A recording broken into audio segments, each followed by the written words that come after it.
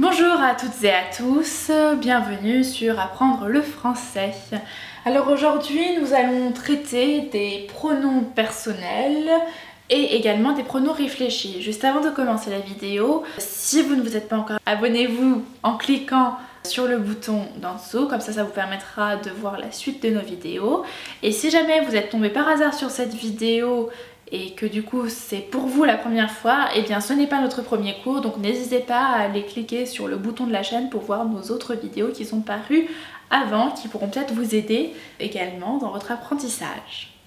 Alors comme je l'ai dit, les pronoms personnels sont je, donc pour moi, tu, pour toi, il, elle, on. Donc il, c'est quand on parle d'une troisième personne qui n'est pas là et que c'est un garçon ou un homme. Il n'est pas là.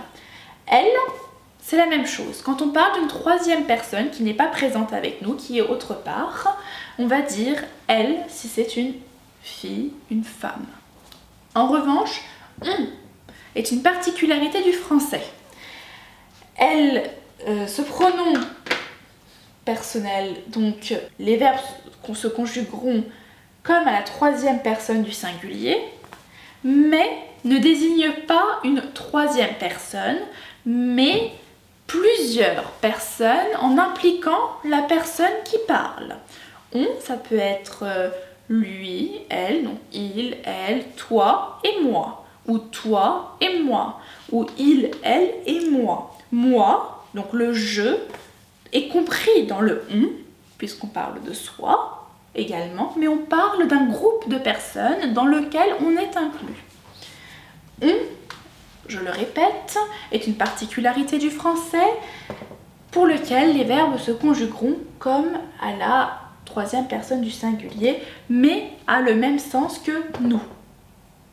Je tiens à le préciser, on utilise beaucoup, comme je viens de le faire, le on en français, mais à l'oral. Il est vivement déconseillé d'utiliser le pronom personnel on à l'écrit. On préfère le nous, que vous retrouverez donc dans tous les ouvrages, que ce soit scientifiques ou littéraires. Le on peut également servir conjugué, donc à faire une phrase en conjuguant le verbe dont on ne connaît pas le réel sujet. On a appelé hier soir. Ça peut vouloir dire que mon téléphone a sonné hier soir, mais que je n'ai pas vu qui est-ce qui m'avait appelé. Alors c'est une manière de le dire on quand on ne sait pas.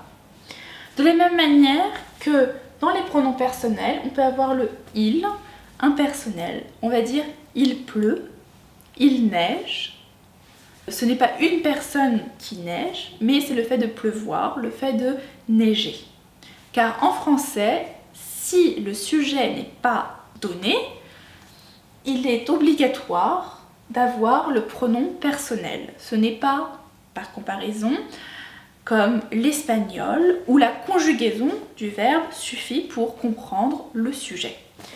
Donc je continue, sans faire trop d'écart. Nous, ça veut dire nous, avec moi aussi, nous. Vous, donc c'est plus d'une personne, vous. Il, c'est quand il y a, c'est il, donc pas vous, toi, pas moi, pas nous, pas vous, mais la troisième, des troisièmes personnes, donc il. Et il est au masculin. De même manière que elle, c'est aussi plusieurs personnes, donc les troisièmes personnes qui ne sont pas là, au féminin. Alors, je tiens à rappeler qu'en français, nous avons une loi de l'Académie française, donc qui date d'il y a un petit moment, qui dit que le masculin l'emporte. Alors, que signifie le masculin l'emporte?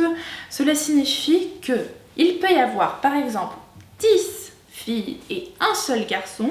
Ce seul garçon suffit à ce que l'on parle au masculin.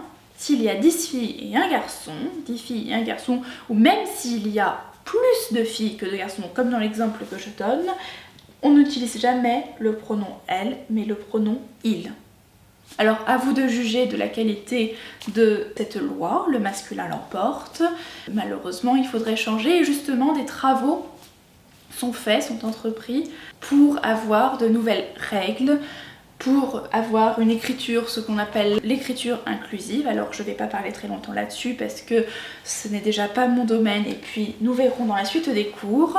Mais pour l'instant, le français garde cette règle qui est le masculin l'emporte. Donc dès qu'il y a un masculin, même si les féminins sont plus nombreux, un seul masculin, je le répète, suffit à conjuguer le verbe au masculin. D'ailleurs, de toute manière, quand on conjugue, le féminin et le masculin ne change pas, mais je veux dire pour l'utilisation des pronoms, elle.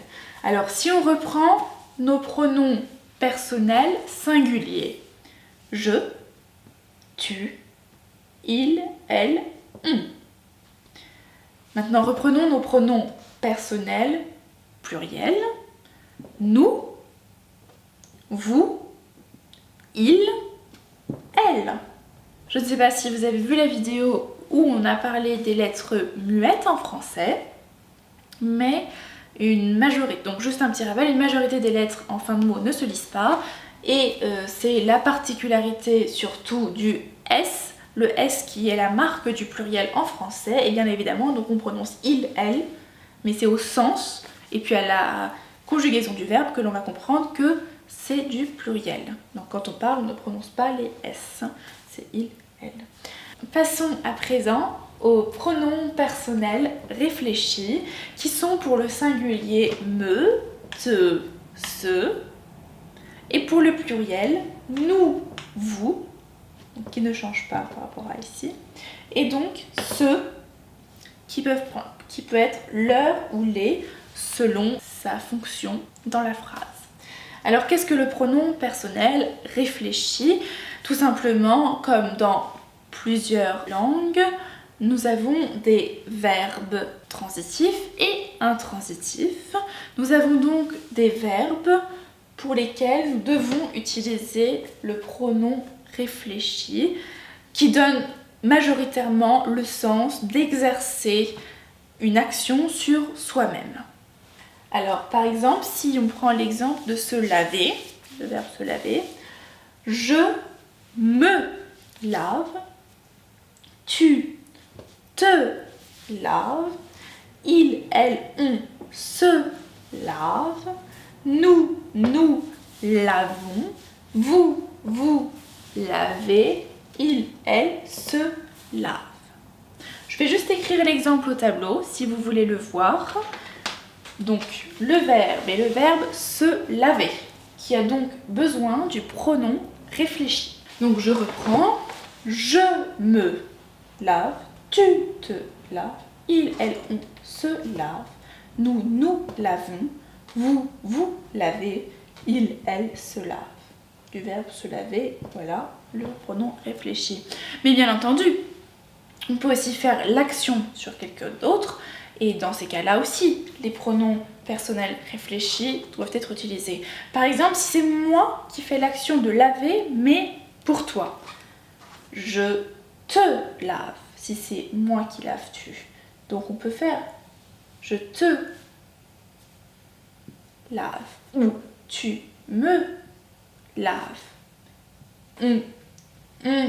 Elle, par exemple, elle te lave.